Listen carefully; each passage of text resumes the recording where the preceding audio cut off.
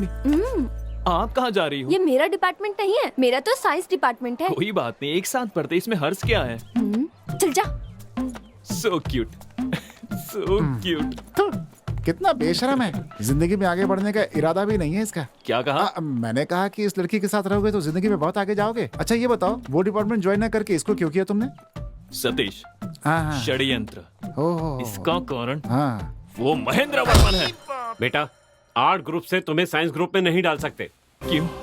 किस लिए? मेरी बात तुम ध्यान से सुनो। सर, ध्यान के बारे में मुझसे बात मत कीजिए। 12वीं में 3 साल तक ध्यान से बैठकर परीक्षा देकर आ रहा हूँ। वो मेरी सबसे बड़ी भूल थी। अब सुनो, साइंस से आर्ट में जा सकते हैं, लेकिन आर्ट से साइंस में नहीं जा सकते। ये कैसा न्याय है सर? बोझ उठाने वाले का बेटा बोझ ही उठाएगा, पत्थर तोड़ने वाले का बेटा पत्थर ही तोड़ेगा। ये कैसा भेदभाव है सर? इसी कारण सर हमारा देश आगे नहीं बढ़ रहा है, पीछे जा रहा है। कहा पीछे जा रहा है? हर जगह जात पात का भेदभाव करते, ये गलत है।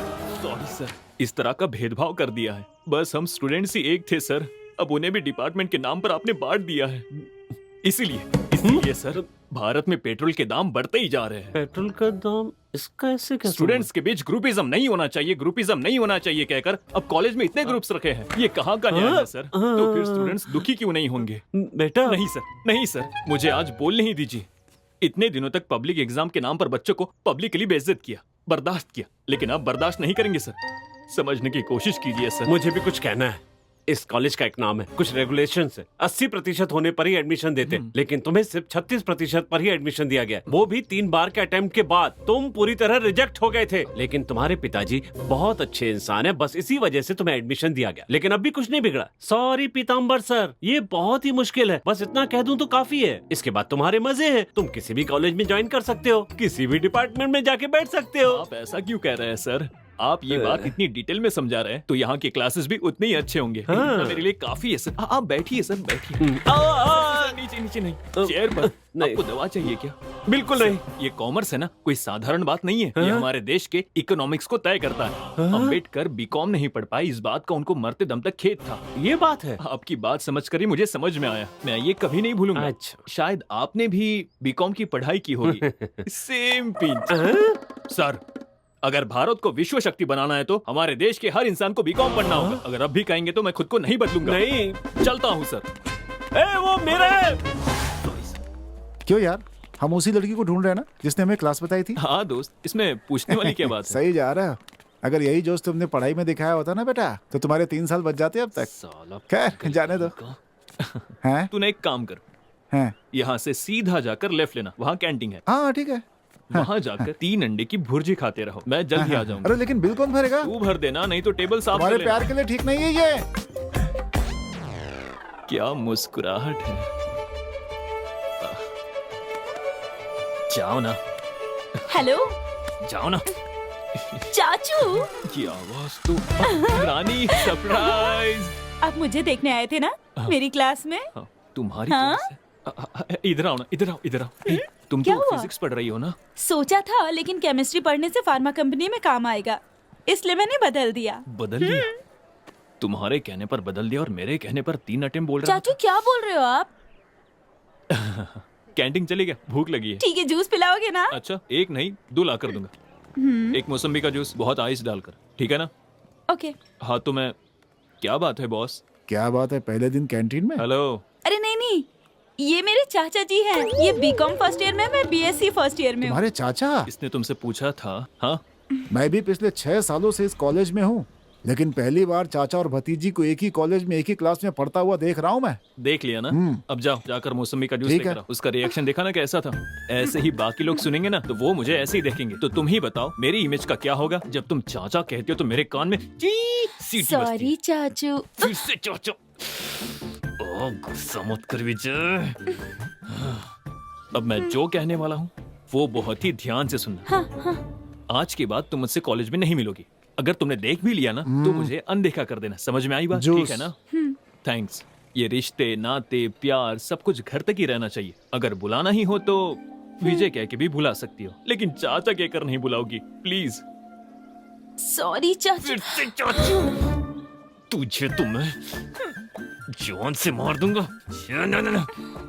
हाँ बोलो, हाँ बोलो। हाँ, जूस पी लो और यहाँ से निकलो, पागल कहीं की। ओके चाचा जी। अरे यार फिर से। अब याद रखना।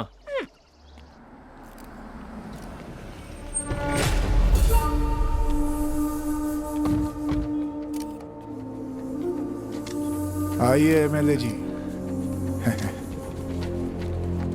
आपके आने से बहुत खुशी हो रही है।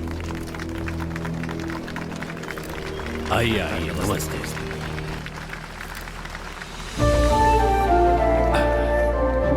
नमस्ते।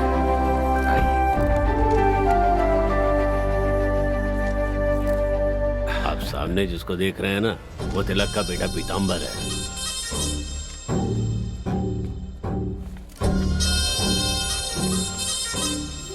भैया, ये यहाँ के एमएलए हैं, आरके जी। नमस्ते।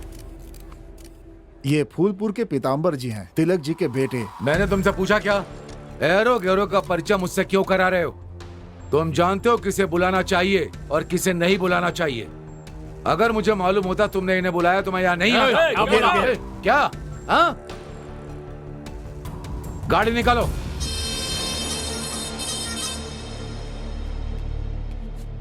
भैया, हाँ? आप इन्हें पहले से जानते थे? मैं पहली बार देख रहा हूँ इन्हें। शायद मुझे कोई और समझकर ऐसी बात कर रहे हैं। खैर छोड़िए, चलिए हम लोग अपना काम करते आइए, हैं। आइए।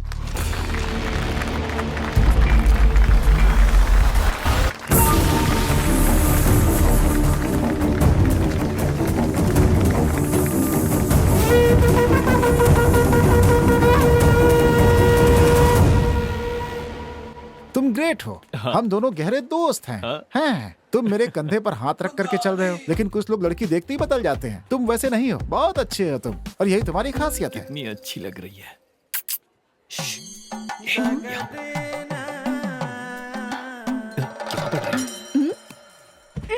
ये कहाँ क्या पढ़ रही है?